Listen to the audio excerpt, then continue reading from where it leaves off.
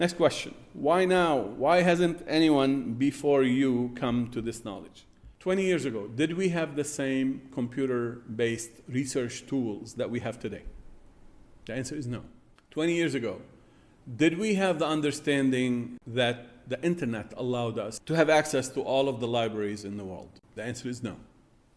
So now, all of a sudden, we have a generation who are able to have cheap or free access to every library in the world, and we can research in books that have been heretofore exclusive to the select clergy class, if you know what I mean.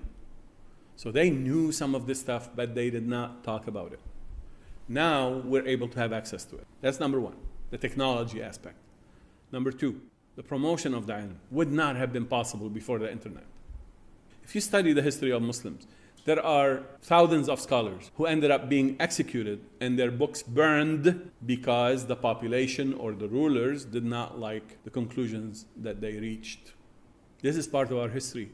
Thousands of scholars, including Ibn Rushd, one of the major brains, his books were burned. He was kicked out, and so on and so forth. They reached some conclusions that the population or the ruler did not like, and their ilm never reached us. So your question is based on the wrong knowledge.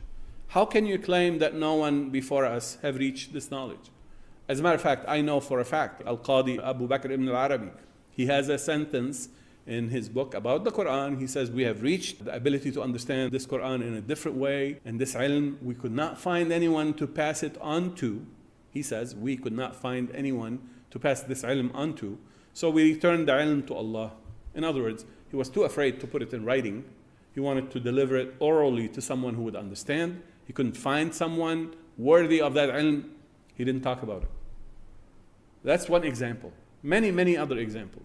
Abu Huraira specifically confesses that he received from Muhammad a chunk of knowledge that he could not dare express. So how can you say no one before me came to this knowledge? We don't know that. Don't make that assumption. But alhamdulillah, now I'm able to take the risk, the courage, the path, and we have the free tools to use to reach you and others to deliver this ilm. So now it's an obligation to do so.